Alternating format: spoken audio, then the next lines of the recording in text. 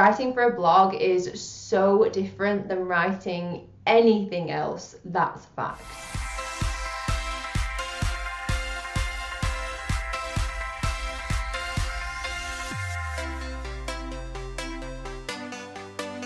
Hi bloggers, welcome back to a BOHTV and another day of the Blogging Basics series. Now, when it comes to your content, it has to be really great if you want your readers to stick around. And one of the main ways that causes a reader to leave and never come back is publishing content with loads of errors. I know. Proofreading your blog posts isn't just making sure they're error-free. It's about building credibility with your readers as quickly as possible so they stick around and share your content. So I wanted to share with you some quick actionable proofreading tips. You can use one of these or you can use all of them, but they're going to really help just polish off your blog posts. But before we dig in, make sure you subscribe to this channel, especially during the month of April, as I'm uploading one video every single day this month.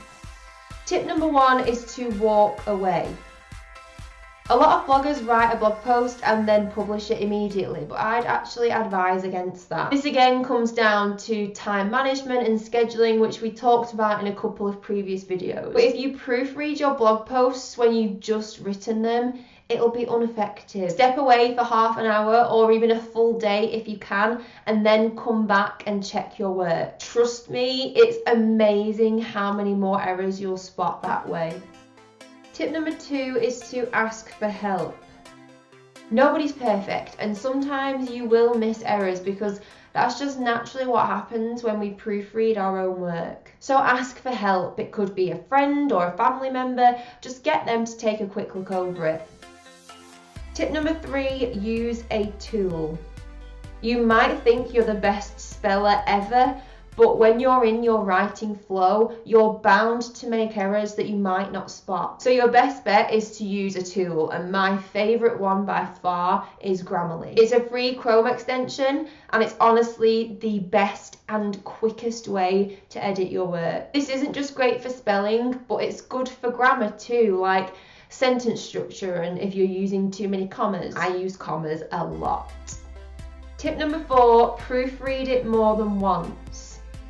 I know you might be watching this right now thinking, proofread more than once? Do you think I've got all the time in the world? I get it, but honestly, once isn't enough. It's best to proofread your posts 2 or 3 times just to make sure you've got all the errors. You could also proofread it and look for different things each time. So the first time you proofread it, you could look for spelling and grammar mistakes, and then the second time you proofread it, you could look to see if it flows properly. Tip number 5, don't write in riddles. And by this, I mean don't use jargon. Don't use words that your readers won't understand. You might think your readers know what you're talking about, but you don't want to assume that. Plus, if readers can't understand your writing, then they'll think you're not writing for them and they'll leave. So write out abbreviations, cut down on jargon, and make sure that your readers can follow along easily. Tip number 6, print it out. This is something I've been doing recently with Tom for the Blogging Breakthrough magazine, and I cannot tell you how much of a difference it makes. You proofread on screen and you're like, oh hey, that's not too shabby, but on paper, there's an error, there's an error, there's an error. Proofreading something on paper forces you to examine it differently, so this is a really useful tip to try. Tip number 7, fact check.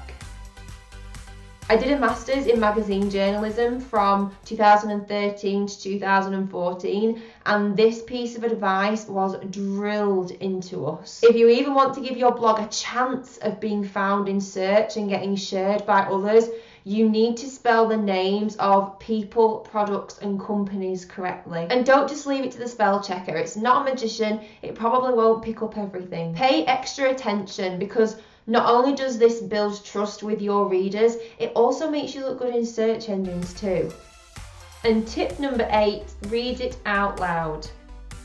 This is my favourite proofreading tip, and even though I mentioned it in yesterday's video, I'm going to go ahead and mention it again. Read your post out loud. If you write your post as if you're talking to your reader over having a coffee, then you need to read it out loud to make sure it has the conversational tone that you're aiming for. And if you stumble over a sentence or something doesn't read quite right, you'll be able to spot it much easily by reading it out loud than just in your head. These proofreading tips will really help to boost your credibility, but was there a proofreading tip that I didn't include that you love? I'm sure my list could be longer, so please leave that in the comments. If you like this video, then make sure you give it a big thumbs up and remember to subscribe to this channel so you don't miss a single video in the Blogging Basics series. That's all for today, bloggers. Thank you so much for watching. I really appreciate it. Make sure you subscribe for more blogging basics and remember to proofread your blog posts like a boss so you can get one step closer to a breakthrough. You just bossed it.